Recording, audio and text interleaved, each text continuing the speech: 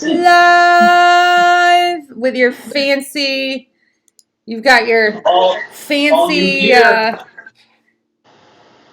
apron on, courtesy of Angel Ink Printing. Yes, thank you, Jessica and Preston. Nice. They fit amazing. Nice. The ink is great, and we've got shirts on. Let's turn it around real quick. Camera girl's ready. Yay! I don't have mine on because I'm getting ready to go get dirty. So. Oh, that's all right. I like it. Very cool. All right, so we're making ceviche today, right? Yeah, so we're making a play on the word ceviche, right? Because traditional ceviche is cooked with acid. So you would take your fish, your shrimp, your whatever it is, seafood usually, put a bunch of acid in there and let it sit and it'll cook it. I'm playing on the word of using all those wonderful flavors and ingredients, but I'm going to cook the shrimp. This way you get a better texture. People like it better. You get that grilled flavor because we're going to grill the shrimp. So let's jump in. We've got our ingredients ready to go. You like my heart shrimp, by the way? Aww. All right. So we're going to start. I peeled most of the shrimp. We actually got a really, really great deal on shrimp if anybody's looking to buy some. Kroger, $7.99 a pound. And look at the size of these babies. Nice big ones. Those 13, are really big. Yeah, 13, 15s. They were in the freezer section. Were they cleaned and deveined? They came deveined and easy to peel. I'm going to show you. I left 2 to peel because they just pop right off. All right, so we're going to do the shrimp. I'm going to get the shrimp going because I want to cook them and then have them cool off a little bit. And we're going to get the bread in a little bit too. So shrimp, I buy them. No reason to make it hard on yourself. Get them already deveined or peeled. But if you had to devein them and peel them, you just simply peel it off, right? Leave on the edge if you want. And then on the top part of the shrimp right here, you just take a little knife and put a small incision in there, and that's where that lovely poop flavor is that nobody wants in their shrimp. So you just pull that out. It's pretty easy. Wash them off if you need to. Don't throw the shells away. You can make this into a good stock. You can make it into a shrimp bisque, but you can definitely start out by taking these, put them in a pot of water, and just get that shrimp flavor out of it, and it's free flavor, right? You already paid for it. Instead of starting with water on something, if you're making a risotto or you're making anything. All right. Let me swash up real quick. So what we're going to do is we're going to season the shrimp up, right? We want to season everything along the way, a little bit in everything that we do. We're going to put some olive oil. Any oil will do. We're going to put our 4 seasonings. Ta-da! Black pepper. It looks like a lot because I'm just on the top, but I've got 2 pounds of shrimp in there. Garlic powder. We're going to put a little more seasoning in as we mix along, so you don't have to go too heavy now. Just do a little bit. Onion powder. And we'll give this a stir here in a second. And a little bit of salt. Again, don't go too heavy on the salt. You can always add more. You can't take it out. And I know I didn't put it in the notes, but as I was getting ready, I said, why don't we make this a little bit more flavor, a little bang. So I went with a little bit of cumin, which is one of my favorite spices. I'm just going to put a little dab in there. You don't need too much. I don't want to overwhelm it, but I want it to be a little hint in the background. And I'm going to put a little cayenne for a little kick that sneaks in on you, but not too much again. All right, so let's give this a mix. And you could do this ahead of time. You want to let it sit for 20, 30 minutes. That's fine. It'll if you're prepping and you don't want to scramble later on and do it. It's only going to help. It's not going to hurt. All right, nice and seasoned shrimp. Wash up real quick. So let's go ahead and get these cooked because I want to get them cooked and bring them in and let them cool off a little bit. So we're going to start with this. Let's head outside and grab my tongs. And we're going to... Excuse me. The pepper. We're heading out. We're on the road again. Plus, it's a beautiful day outside. It's nice and sunny. So I've got one lesson also to help. I experienced this firsthand 2 days ago. I cooked a bunch of, that day I had some burgers and hot dogs with family not too long ago. And I came out, I turned the grill on high, and I look outside, and the whole thing is full of flames and in fire. It happens to everybody, right? because I didn't clean out the grease trap underneath after a certain amount of time. So always keep baking soda outside when you're grilling or anything with grease, because if that happens, all you do is you come out, turn everything off, dump a bunch of this on there, and it puts it right out. It cuts the oxygen off and just puts it out immediately. That's a good safety tip. Thank you, sir. And Yes, also, keep your grill away from the siding. Yes, I always pull mine out from the siding. I've got about 2-3 feet here. I've learned that the hard way too, because it does get hot. It gets, we see 5, a lot of melted siding, right, Tom? Yes, yes. And everyone's like, "What is that?" I'm like, "Oh, they probably put their grill there." All right, so just simply put them on a hot grill, right? You can hear the sear. This is going to help so they don't stick, and just leave them. Set them and leave it. This isn't going to take long, probably 4 or 5 minutes. You don't have to overcook them. You don't want to overcook them, I should say. So again, I know my hot spot is right down here. Know where your hot spot is. Prevent the flare-ups. You don't need a lot of heat on this because they're quick to cook already.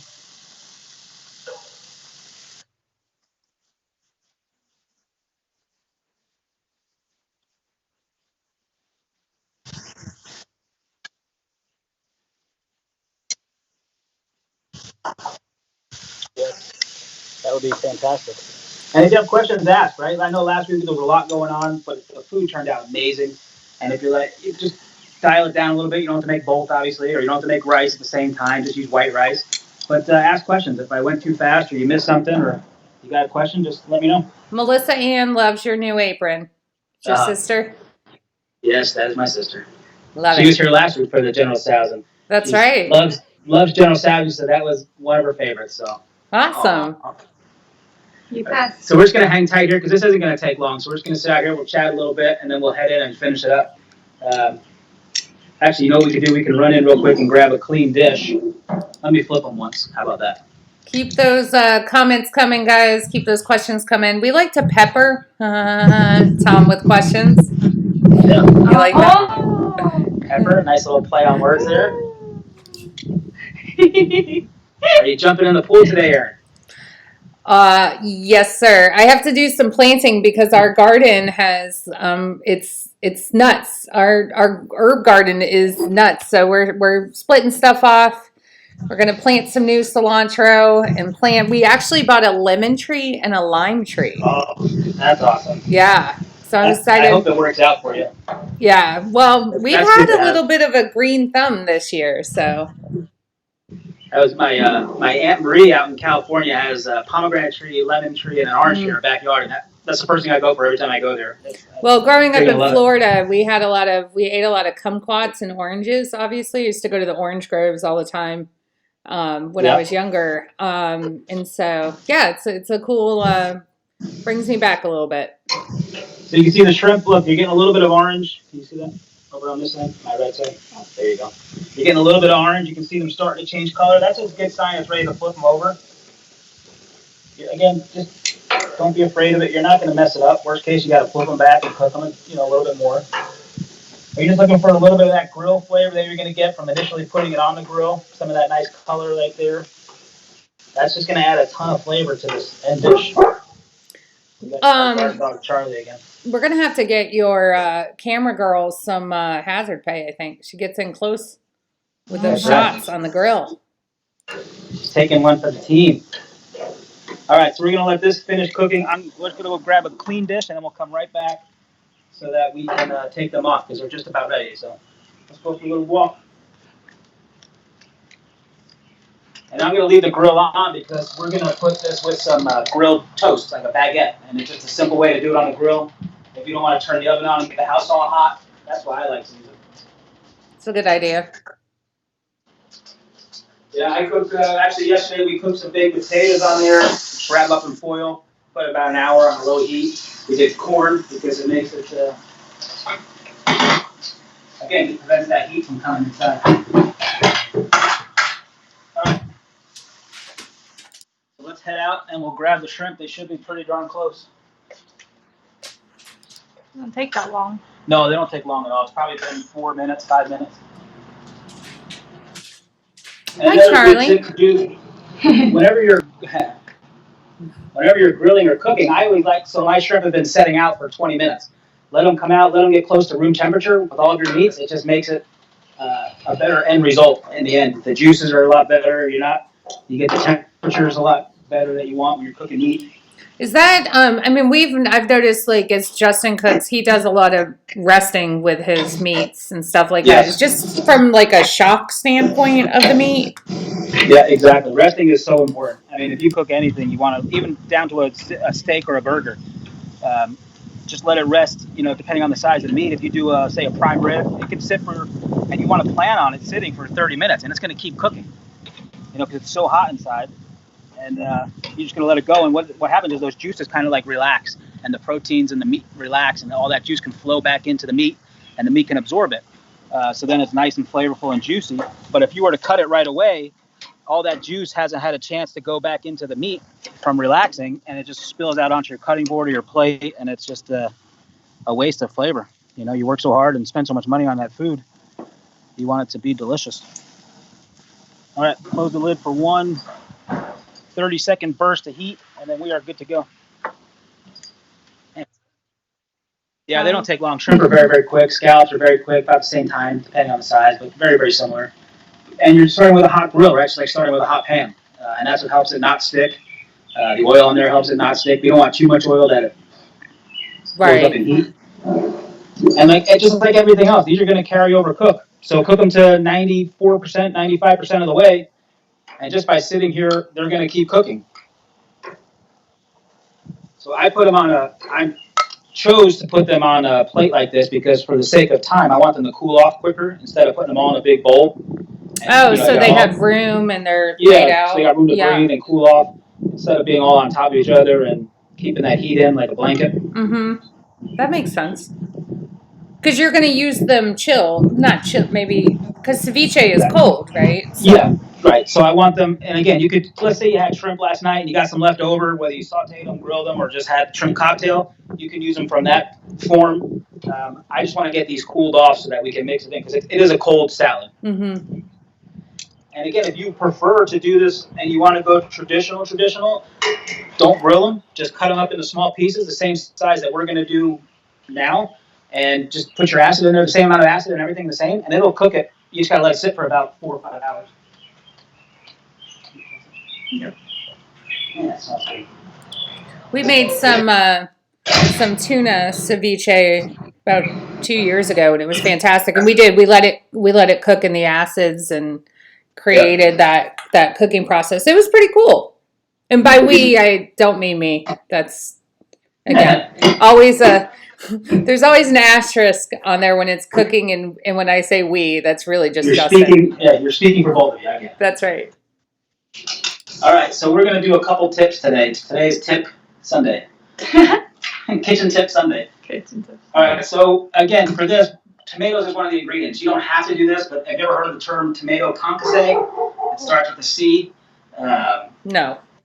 Okay, so tomato concasse is a tomato that's cut up or diced without the skin on it and without the seeds inside. So if you're not like one that likes to chew on the skin or it's too much, this is how you can do it. It's very, very simple. And again, you don't have to do this. I usually don't do it, but I said, you know what, we've got a little bit of time today. I can teach a lesson here. So what we're going to do is you take a serrated knife or a sharp knife and just a small edge. You're not trying to go all the way in, just indentation like that. See it? Yep. And then on the other side, you want to take the core out. So use a paring knife or something small if you can get in there. And you're going to take this core out because this is going to help loosen up the skins. So just like that. Okay. Does this work best with a firm tomato or a slightly more ripe tomato? Does it matter? It doesn't matter. The firmer the better. For me, I like a firm tomato. I do too. I like a crisp.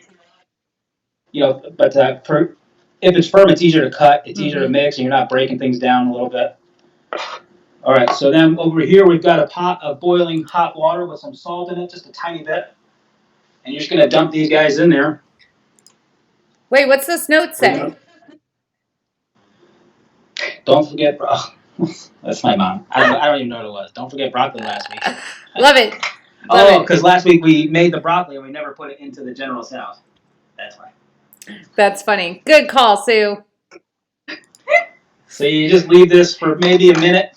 Let it come back to a quick boil. I've got, again, like we did with the asparagus or the shop stuff or the beans, ice bath, right? So we're going to pull it out of the water, put it into an ice bath and shop it.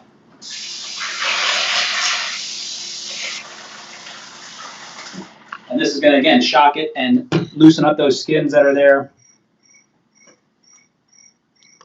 I'm just going to give it a little bit. We're probably on 30 seconds now.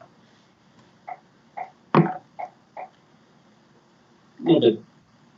If you're like me and the water boiled down a little bit while I was waiting, just move them around. They're fine. You can see the skin is starting to blister off a little bit. And we're not trying to cook the tomato. We're just trying to get this skin to loosen up off the flesh of the actual fruit there. All right, that's probably good. We'll find out. So just pull it out, put them right into the ice bath. We'll just let them sit there for a second, cool off, and then we'll come back and peel those. Okay. Let's turn that off. We don't need any more heat in the kitchen. It's hot already. You know, as we're starting to head back into the office, Tom, I think we're just gonna have to put you in charge of lunch every day or breakfast. Maybe our power hour lead generation breakfast. That sounds like a lot of work. I'll do it. But I know a way you can solve it. We can just get all of our clients to give us referrals, and then we don't need the power hour lead generation, and then you don't have to cook for everybody. Then we just cook all day. I'm all for that. Yeah. All right, so let's get started. I've got a mixing bowl. Step one. So we're going to start with the cucumber, right? So I recommended seedless cucumber. I like seedless cucumber. It makes it easy. But again, for the lesson of the day, if you don't have a seedless, you can use a regular cucumber. It's not the end of the world, right? So cut the ends off. Stay right there. I got to get a peeler after that. Are seedless cucumbers different than English cucumbers? No, that's the same thing. That's the same thing? Cucumbers. Okay. Yeah. That's what I thought. And then also, what you see now in the markets a lot is like a Lebanese kind of cucumber. It's a really skinny one. Looks like it's just a lot super skinnier. skinny. Yeah. Yeah, and that's a very good cucumber. It's also seedless. Yeah, they're my favorite. For the ones that aren't seedless, I like to peel it. This skin's a little waxy after washing it. It's also a little bit tougher. You don't have to take it all off. You don't have to be crazy because that's where a lot of your vitamins and nutrients are. Okay, so this. And you're right. Those cucumbers tend to be even waxier. Yes, than the this one I leave the seedless. skin on all day long because it's a lot easier to chew. It's not so hard for me. Yeah. So here we got regular cucumber, right? We're going to, let me think about this. We're going to cut it in half. And you see all these seeds. So nobody wants to chew on the seeds, but it's not the end of the world, right? So half and half. And then you can come this way if you're comfortable with it and just cut out the seeds. Go nice and slow. You cut out the seed part, and now you got a seedless cucumber. Voila. Ta-da. Yep. So again, don't go stressing it out. If you're looking in your cupboard and you're like, man, I don't have seedless and I don't want to go to the store. Just use a regular one. Cut out the seeds and you've got a seedless cucumber. Because nobody wants to chew on it. It's not. Nobody's going to come yell at you if you're chewing on seeds. It's just not pleasant if you don't have to. All right, so we're going to cut this up. So we're going to imagine at the end of this, we're going to put some on toasted bread, like a baguette. Or you can make it into like a little dip that you can use Tostitos or even just eat it in spoonfuls like we do here.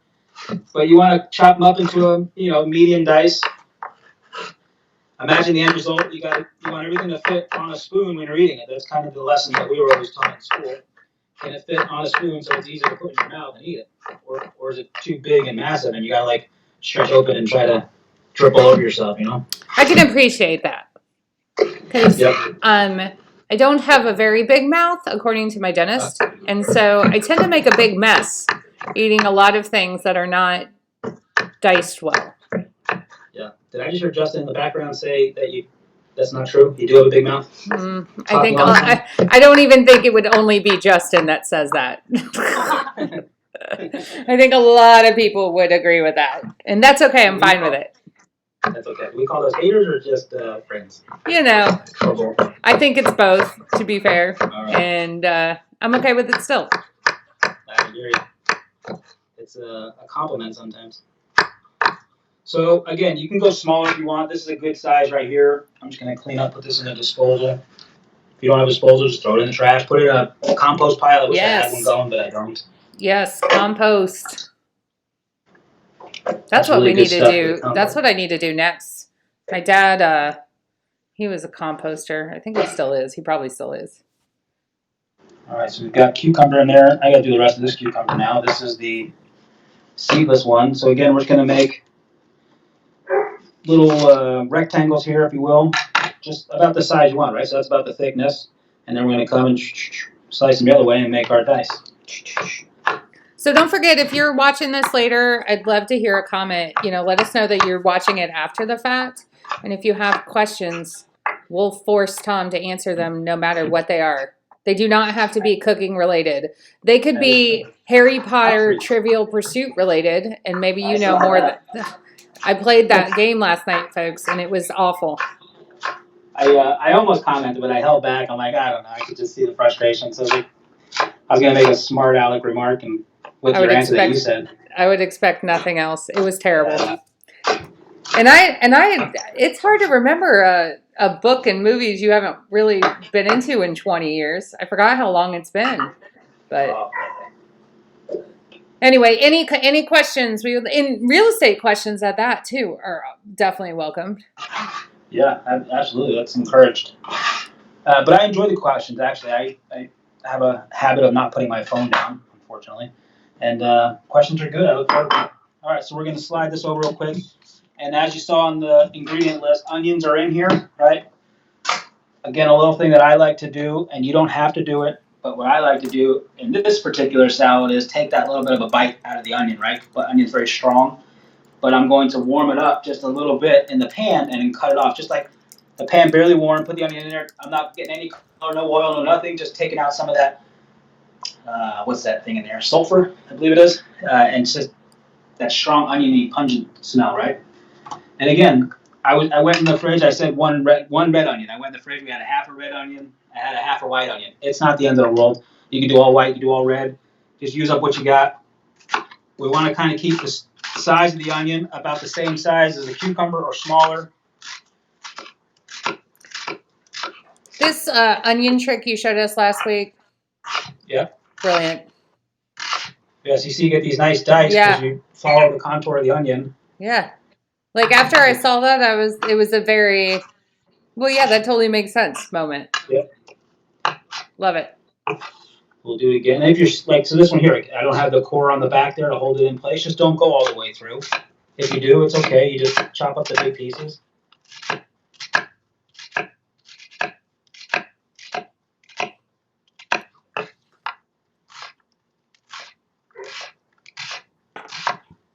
Hang on one second.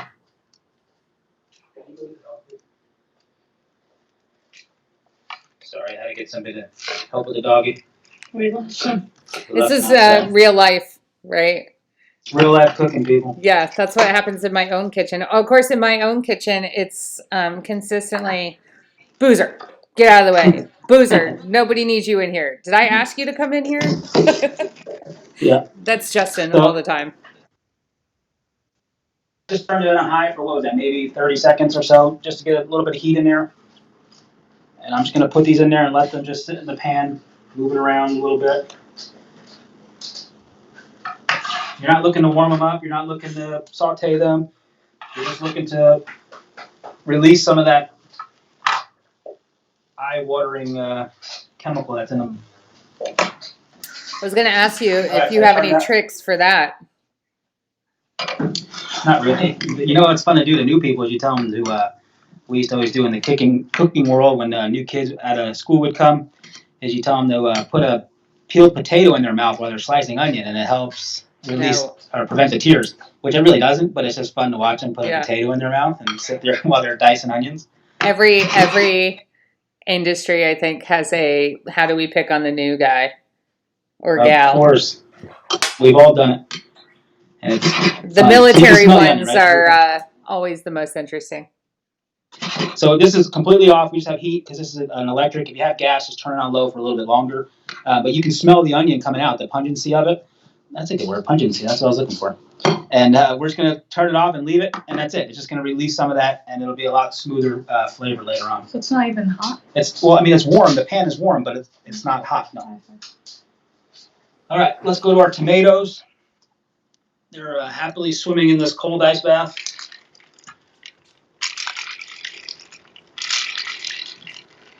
Dump this out real quick.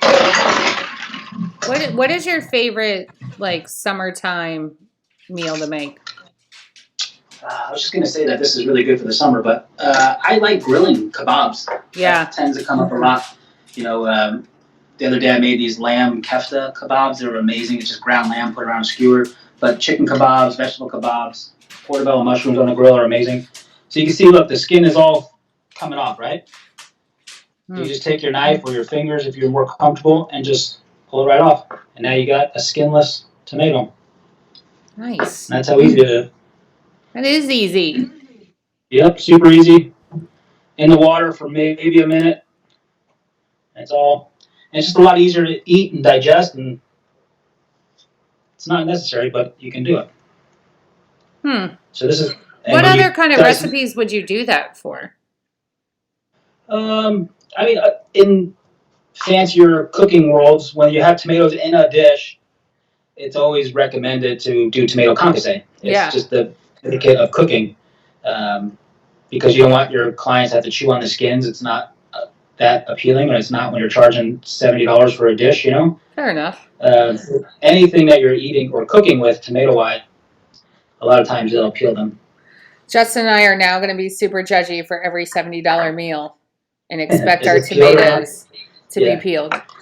So now we can just take this, right, cut it in half again, and we'll take the seeds out. So you just kind of come down under here with your knife. See, just be careful. Take out that big chunk right there, and you just come through and get all these seeds out. So if you're making a salsa, it's a lot of work, but it really is nice because you don't get that watered down pico, you know, with all the seeds. That's a really good application for that. I should have kept that bowl. So I'm going to do this. I'm just going to whiz through these real quick. I still am. I'm thinking that we need to have you do a Wednesday giveaway of a meal prepared by Chef Tom. We can consider that. Making it happen. We're gonna make it happen. Just tell me where to be, and I'll be there. Only we're gonna allow HRVA Homes team members to enter, and I will rig it and win. We can do it in our HRVA Homes VIP group. We can't. Oh. Yeah. The VIP group. Yeah, I know. Well, so we do have a VIP group. In fact, we have a very cool, this Thursday, we're doing our VIP trivia night with prizes and giveaways. So that's going to be really cool for our VIPs. If you're not in the group, you might want to send us a message and find out how you get in. So yeah, we'll have to put a tag in the comments after this, and it'll make it easier. Well, they gotta ask to be in the group. Not everybody can be in the group. That is true. But how do they get in it? We got to do the secret handshake. Message me. Amazing client. Amazing client of HRVA Homes. Or our good friends who are amazing and send us their referrals. Tell other people about how great we are. We love it. Very true. So here we got the tomatoes, right? We're just going to lay them down flat. Makes it easier so you don't worry about cutting yourself. I always use a serrated knife. I love the serrated knife. I use it for everything. If you want to use a chef knife, use a chef knife. It's just a preference, but I love using that. It's a lot easier for me. So I'm going to go back to it. All right, we're just going to dice these up. Everything is going to be very similar in size. What we just did for the onions and cucumbers. And these still, what's great about what we just did with the concasse is they still have that firm texture to them of a tomato. It's got all the flavor of the tomato. It's not cooked at all. It's still cold. It just doesn't have the skin and seeds, and it doesn't make it all watered down. I love that. I would have never thought about the watered down aspect of it. Yeah, I mean, how many times do you make a salsa at home and you just chop them up, right? And then it gets all watered. I mean, it's good. I mean, I would eat it every day, but if you wanted to make it more like when you get in the stores and it's not all watered down and juicy like that, this is the way to do it. Just takes a little bit of work, but the end result's worth it. We've been trying to grow our own tomatoes. We're struggling on that's the one thing we're struggling on so far. We got cucumbers we're rocking. We're getting ready to get some eggplant going, but we're dealing with some tomato issues. So if we have friends out there that are tomato growing experts, we want to hear about it. Your tips and tricks.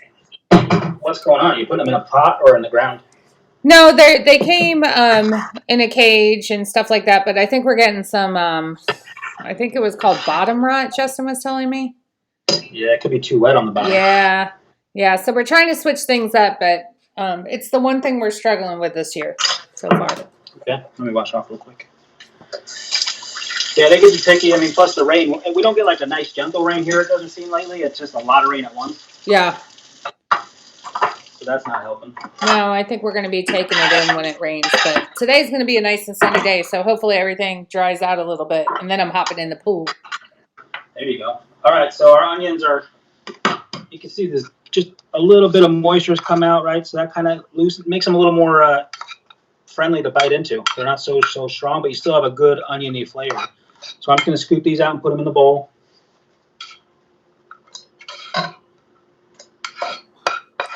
Any preference on stainless steel versus another kind of bowl for this particular thing? Does it matter because of the juices? For the this? Yeah, for the bowl itself. Yeah. No, we're just gonna mix. It's not gonna sit in there long enough. Okay. If you're gonna leave it, if you're gonna sit in the bowl overnight or multiple nights, then yeah, don't leave it in stainless steel. Just get it out and put it into a plastic dish or a glass dish or something like that. Yeah. Okay. Or aluminum rather. Aluminum is the one you really don't want to do. Yeah, because aluminum the will start to seep through into the food. Yeah. Okay. That's what I thought.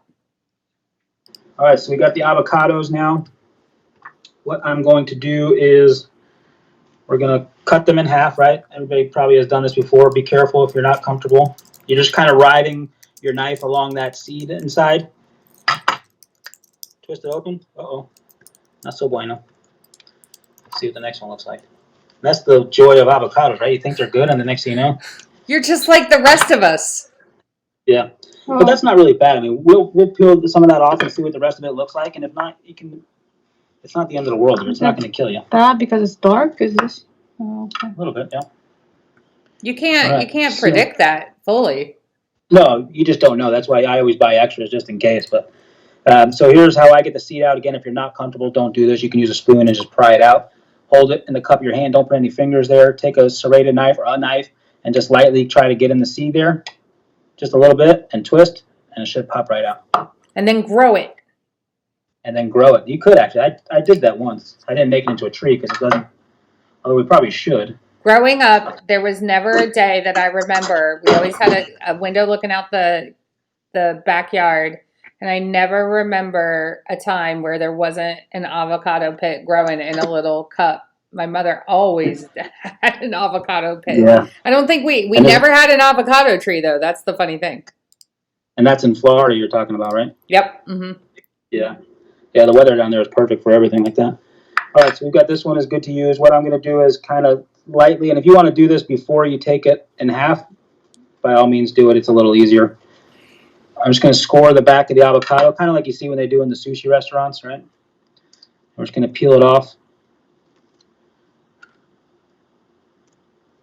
If it comes willingly. If not, we'll show you the other way to do it.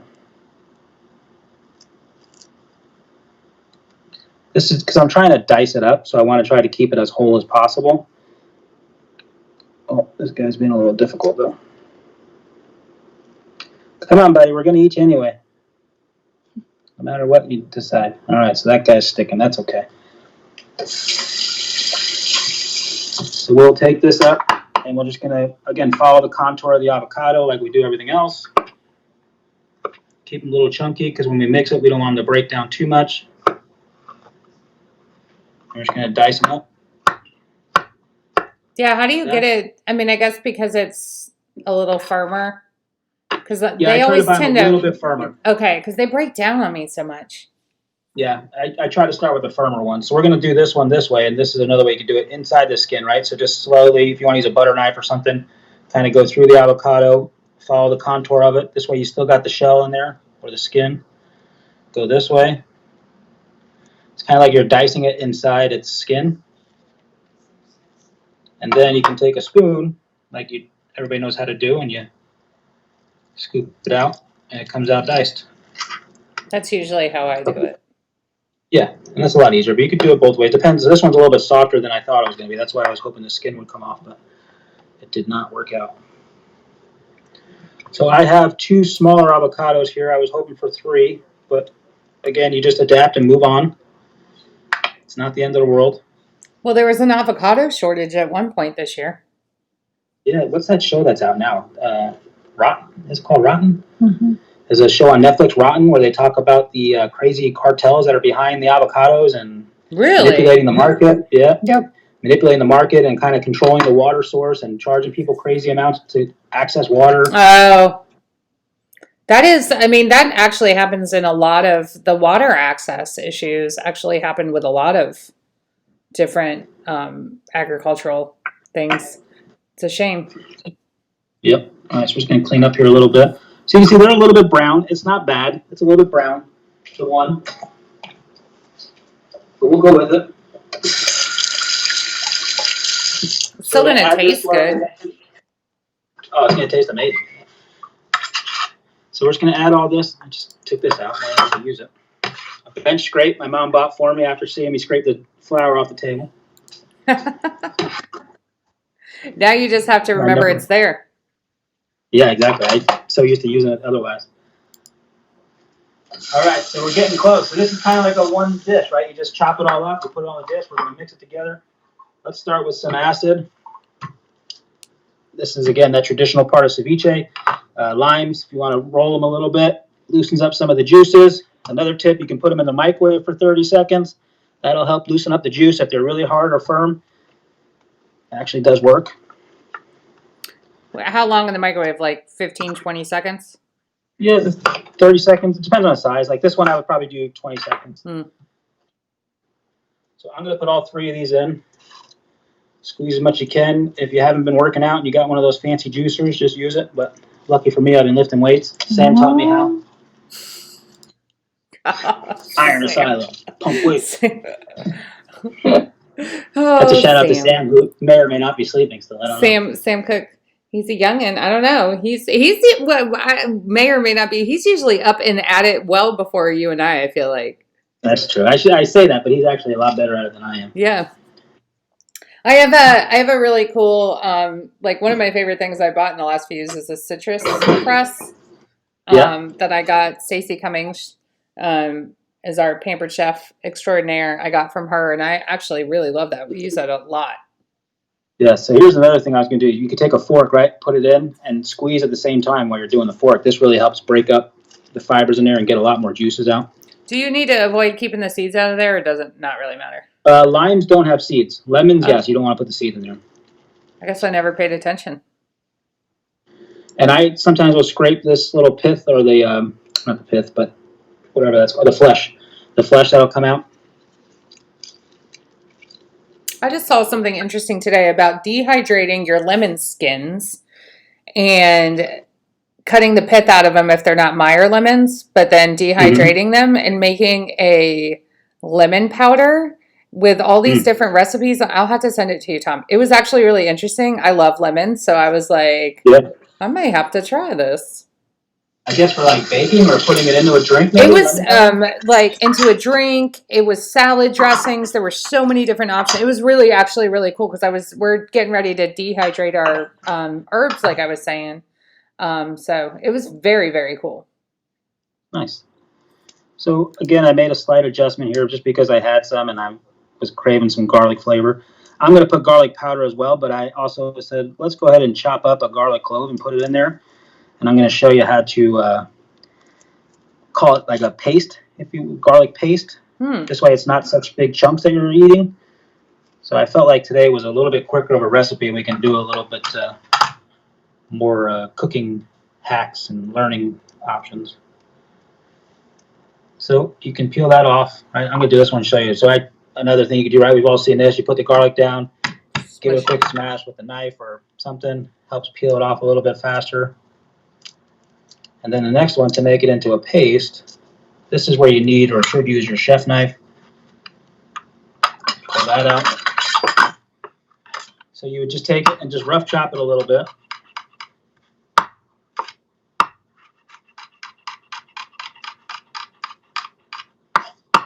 Watch your digits. All right, so you typically would just do this, and you're chopping, you're chopping, you're chopping.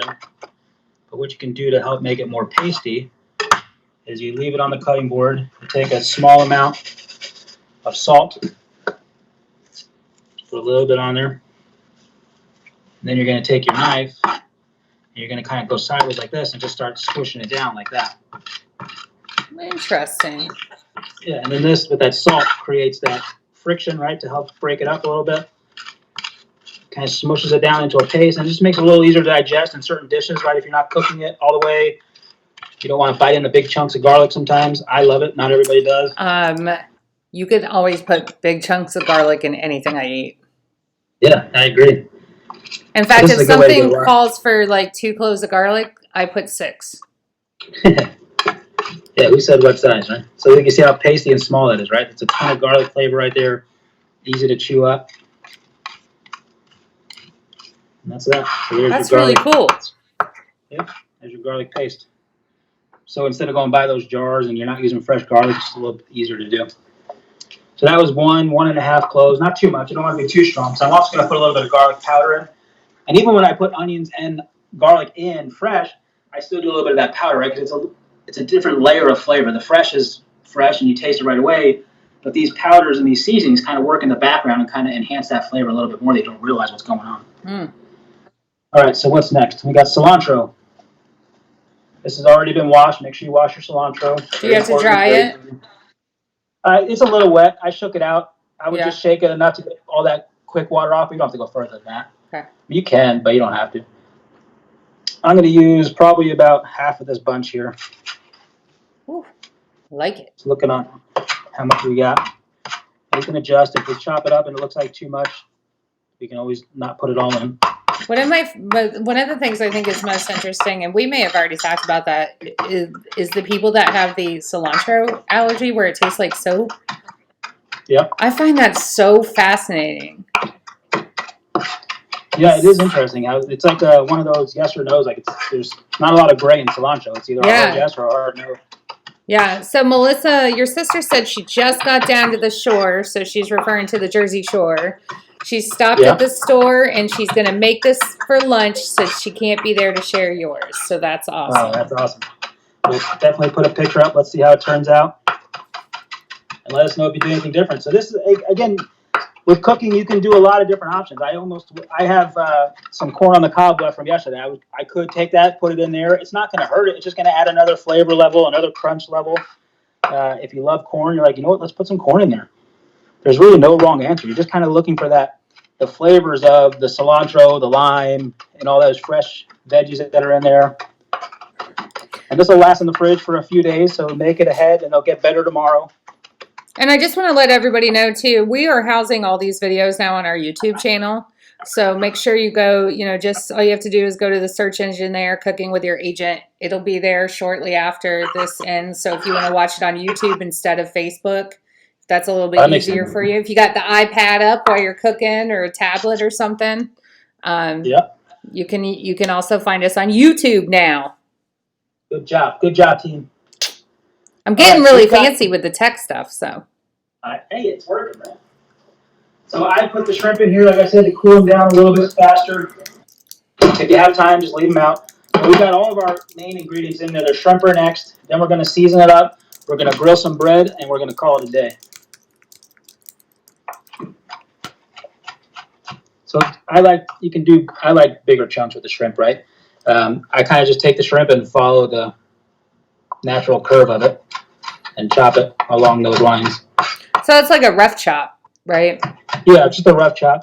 And if you want to do a little bit nicer, maybe cut it in half, depending on the size of your shrimp, right? Then they're not such big chunks. That probably makes it a little easier to bite there. So I expect you in shiz 45 minutes or so. Come on over, throw the suits on, bring the food. bring the shrimps. Yeah. And I like cutting them a little bit bigger because, you know, people always judge it quick, like, oh, look at the size of those shrimp. They're little baby ones or something, you know? Or the first thing people want to see is a nice meaty protein in there. So, like, all right, here's your shrimp. You know, you want to see it. Here it is. That is just true. roughly chop 'em. When you know I have a chicken like a salad with chicken on it, I want a lot of chicken, Yeah. which you is wanna- funny. And even if it's not all throughout the whole salad, you're like, as long as you see a lot on top and it could be the same amount, you just feel better about it. Yeah. I'm getting my money's worth. I'm getting my protein right. in there, and I don't have as many vegetables because I'm not a big vegetable fan, which is a shame. But Yeah, it's like, what did I just pay $10 for? There's no chicken on here. So I don't want anybody judging my shrimp. Well, I think it looks great. That's a lot of shrimp, actually. As you're Yeah, I'm not going to put it all in because, like I said, I bought 2 pounds, so I'm going to put about a pound in. Jessica This is my Streeter lunch. says yes, all the shrimp. I wholeheartedly agree. I'm with If her. you wanted to leave something out because you don't like it, don't put it in, you know? Like the cilantro. So, well, cilantro is a pretty key ingredient here, but if you want to take it out and put parsley in, Yeah, You do I that. mean, parsley has flavor. I was talking to somebody the other day, and they didn't realize parsley had flavor. They just thought it was a garnish, and I was Yep. like, no, it's got flavor for sure. That's why they dry it, right? exactly. Then you got your flat leaf and your curly parsley. Well, I think curly parsley is probably more garnish. So I just buy a baguette, right? Local store. This is where the serrated knife really comes in handy and helps. You just kind of cut nice and thin. You can do this for a bruschetta. If you have a day-old baguette, no problem. It'll freshen up on the grill. If you want to get fancy and you want to do that diagonal, That is fancy. you just cut it on a diagonal there. All right, gives you a little more surface to play with. So we are going to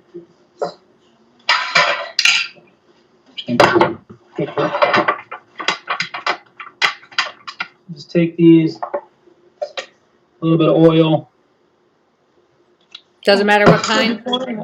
No, I mean, I always use olive oil. Right. I reserve the really good extra virgin olive oil for in the salad that we're going to do here in a second. Mm-hmm. But this is just like a table olive oil, Mm-hmm. a milder one. Yeah, I think people need to understand there is quite the difference. When olive oil gets expensive, there's a reason for it. Yeah, exactly. I'm just going to do this real quick so we can get back to this. Won't take long. Grilling bread. Yeah. And always a good cold pressed olive oil is the best, you know, because a cold press is like it sounds like. They don't create the friction of a stone going over and over and over it. When you heat it up, you kind of lose a lot of those flavors that you want. Yeah, it's a really cool thing to watch and see if you ever get the opportunity to see that. Like a really good olive oil made is it's pretty cool if you get the opportunity to see that. But I mean, it makes such a difference too to the food, especially like you were saying. I'm assuming in something like this, a good olive oil is going to be huge because of the flavor. Yeah, you taste the difference right away. I mean, it's not the end of the world if you don't have it. Don't go spend all the money on it if you don't want to. But you'll notice a difference. And if you want to do a side-by-side one day, you know, if you ever get lucky enough to experience Europe or Italy or Spain, Mm-hmm. I mean, they have olive oil tastings everywhere, and it's like wine, right? It's crucial. It's huge, yeah. It's a really cool, yeah. So when things are a little healthier all over the world, get out and explore and try that stuff. It's pretty wild. It's pretty cool to be able to experience those things. Yeah, it's very yummy. Maybe we'll do that. I made it the other day when we were in Barcelona. There was this amazing, simple dish. It was just a crust of bread like this. As you can see, it's nice and grill on it. We're just toasting a little bit to warm it up, get a little bit of that crispiness and kind of toasting it. That was fast. Yeah, it doesn't take long. The grill's super hot. If you want them more crispier and crunchier and breaking down a lot, you know, like flaky, just leave it on there a little bit longer. Don't forget to go back out and turn it off. Yes, that's true too. Thank you. Lose all your gas. I lost you. Sorry.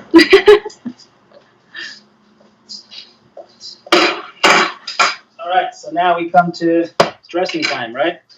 So just follow along. We're going to do garlic powder, a little bit. Onion powder, maybe you could probably do about a tablespoon each for this pound recipe. Black pepper, probably I'd say a half a teaspoon. Because remember, we seasoned the shrimp also. Salt, I always pour into my hand first, about half a teaspoon. Just in case you did too much, you don't want to dump it in there. This is where I reserve the better olive oil for. Maybe let's go that's probably 3 tablespoons right there. That's going to be your main liquid. I like to use rice vinegar in this, right? You can use any vinegar. I like rice vinegar. It has a little bit sugar in it. It's a little bit sweeter. This is what is used in your sushi rice. So that's why I like to use it for this dish. I love rice vinegar. Yeah, it's very, very yummy. I'm going to go with about a tablespoon. We're not looking for a heavy vinegar flavor, but just a little bit of subtle vinegar in the background. I also like to use a little sweetener too, honey, agave, whatever you got, about a teaspoon or so. Let's go a teaspoon. Because we're not looking for overly sweet. We're just looking to bring it all together. And now we get to mix and see what the end result looks like. And you're using a wood spoon on that. I am using a wooden spoon. I like to buy wooden spoons just because it's easier in the cooking pans when you're cooking. It doesn't do too much damage. And that's really all. I don't mind the plastic ones, but this is a natural, right? Bamboo. You don't have to use plastic. Why use it? And it's a little bit softer on the food, right, for this too. Yeah, definitely. And you can see I'm kind of going to the bottom, stirring and letting it mix together instead of going in there and beating the heck out of it. Because I don't want to lose the work that we just did for all the avocados and everything else. Yeah, be gentle. Don't beat it up. Exactly. Like it. So we're just going to mix this a little bit. Like I said, this would be best to sit, leave it in the refrigerator for an hour or two, and come back, adjust the seasoning. It's going to just keep getting better and better in flavor. We're going to taste it, or I'll let my assistant here taste real quick, and then we'll plate it up. Good stuff? Seasoned right? That's a yes if you haven't heard. All right, so let's get a clean spoon. Over here. So you could do it a couple ways, right? You could just get a dish, put a big heaping couple spoons in there, let people come and dip crackers or dip Tostito chips or do whatever you like. You could take this and put it on some chicken or different dishes. Or you can plate it up for people too. I like to plate up. I think the presentation is key. Because when people come walking in the house for the first time, like, oh, they eat with their eyes, like I keep saying over and over again, right? Tom, when you're cooking and people walk into your house for the first time, they're like, what just exploded with all this food that's everywhere? Exactly. You cook for small army. I do. I have a bad habit of overcooking, but I don't think any of us are complaining. I mean, maybe Shiz, I don't know. Because she has, nope. The cleanup, but she's my best leftover eater, so. Oh, well, there you go. No complaints then. Keep it up. All right, so this is it. We're winding down to the end here. I appreciate everybody hanging in. And you can see just making a nice presentation. You can make this into an hors d'oeuvre, an appetizer, something to eat before people leave or before they start eating their main entree. If you want to put some crackers on there or put some crackers next to it, no big deal. And that's my lesson for the day. Well, I love it. I appreciate your time again this Sunday. This looks delicious. I can't wait to see you guys as soon as you get over and bring it to me at my house. Yes. Just kidding. But thanks so much. That looks really good. That is a perfect summer dish, and today's going to be a beautiful day here in HRVA. So exactly. Sweet. So, hey guys, let us know if you watched this later on. We want to know. Watch it on YouTube, but also comment, like, follow our page, please. Thanks, guys. Bye-bye.